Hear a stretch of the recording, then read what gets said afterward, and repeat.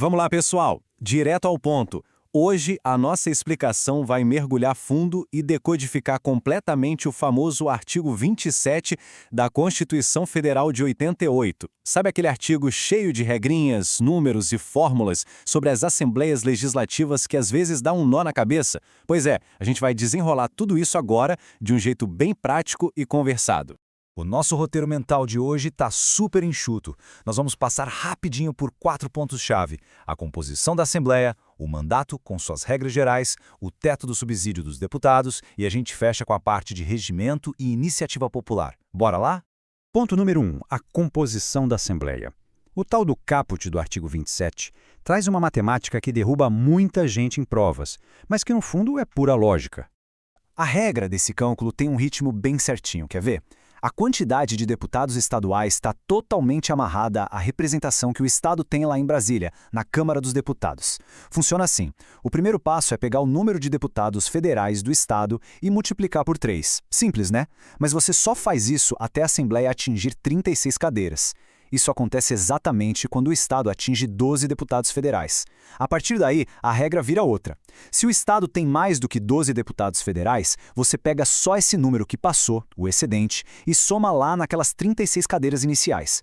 Colocando isso na prática, a abstração vira algo super palpável. Imagina um Estado que tem um número mínimo, que são 8 deputados federais. Multiplica por 3 e a gente tem 24 deputados estaduais. Agora, e se o Estado tiver 12 federais? Multiplica por 3 e chegamos naquele teto inicial da primeira regra, que é 36. Mas e se tiver 13 deputados federais? Bom, 13 passou de 12, certo? Passou 1. Então você pega a base fixa de 36 e soma só mais esse 1, totalizando 37 deputados estaduais. Para dar um exemplo bem real e extremo, São Paulo tem 70 deputados federais. Como fica a conta? Os 12 primeiros garantem a base de 36 cadeiras. Sobraram 58, certo? Então você pega a base de 36 e soma com 58 restantes. O resultado? Exatos 94 deputados estaduais paulistas. A lógica funciona perfeitamente para qualquer cenário. Bateu aquele momento que tudo faz sentido, né? E já que a matemática constitucional clareou de vez, aproveita e já faz a sua parte. Curte o vídeo agora mesmo e segue o canal. Assim você garante que não vai perder a continuação do nosso estudo de direito constitucional, que segue sempre de forma direta e sem complicação. Seguindo em frente, vamos para a segunda etapa: mandato e regras gerais. O parágrafo 1º do artigo 27 define a duração do mandato e traz várias regras federais para dentro da realidade dos estados. O que a gente vê aqui é uma aula prática do princípio da simetria. Primeiro, o mais básico: o mandato estadual também é de 4 anos. Mas a grande sacada da Constituição é amarrar o nível estadual ao federal de uma forma quase espelhada. Pensa comigo, as regras sobre como o sistema eleitoral funciona, a inviolabilidade por palavras e votos, as imunidades parlamentares, regras de remuneração, perda de mandato, licenças, os impedimentos e até como funciona a incorporação às Forças Armadas, absolutamente tudo isso se aplica aos deputados estaduais do mesmo jeitinho que se aplica lá aos membros do Congresso Nacional. O legislador constituinte, no fim das contas, não deixou brecha para o Estado ficar inventando privilégio maluco. É a federação espelhando suas regras essenciais de cima a baixo. Terceiro ponto da nossa explicação: o subsídio dos deputados. É aqui no parágrafo 2º que o texto constitucional joga um balde d'água fria e estabelece o teto financeiro para os parlamentares estaduais. O ponto crucial que você precisa levar daqui é o limite estrito de 75%. O subsídio dos deputados estaduais vai ser fixado por uma lei, sim, e essa lei tem que nascer lá dentro de iniciativa da própria Assembleia Legislativa, porém o valor não é festa, não é livre. A regra diz que o teto permitido é de, no máximo, 75% daquele valor fixado em espécie para os deputados federais. Essa proporção é uma regra de ouro, totalmente inviolável. E olha só, a exigência constitucional não se contenta só com esse limite percentual. O texto exige expressamente que essa lei estadual que vai fixar o pagamento obedeça também a uma série de outras amarras importantes da administração pública e do sistema tributário. A gente está falando de respeitar o teto geral do funcionalismo, a regra de que o pagamento tem que ser em parcela única e vários princípios tributários, tipo não ter como fugir da mordida do imposto de renda. É uma daquelas listagens absolutamente vitais para fotografar na memória, porque sempre cai em prova.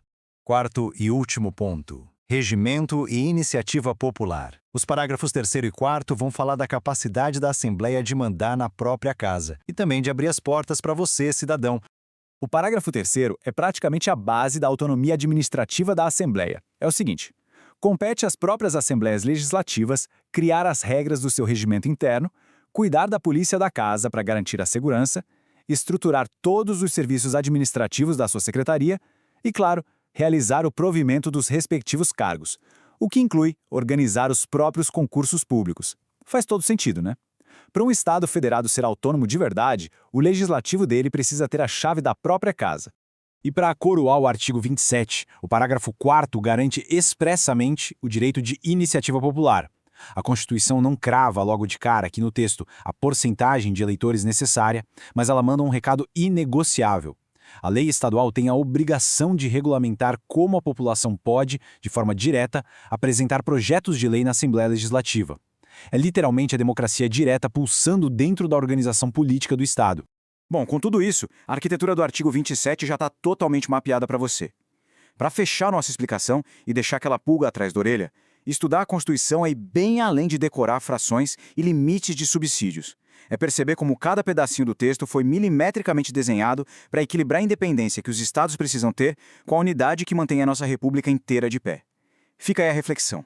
Agora não tem mais mistério. A estrutura do legislativo estadual está dominada e o assunto ficou cristalino. E olha só, se o estudante quiser se aprofundar de verdade no estudo do direito constitucional e não quiser parar por aqui, nós criamos um grupo de estudos do WhatsApp exatamente para isso. É só entrar em contato com a Foca na Vaga. O link certinho para entrar no grupo também está disponível na descrição do vídeo. O nosso aprendizado continua firme por lá. Um excelente estudo para todos e até a nossa próxima explicação.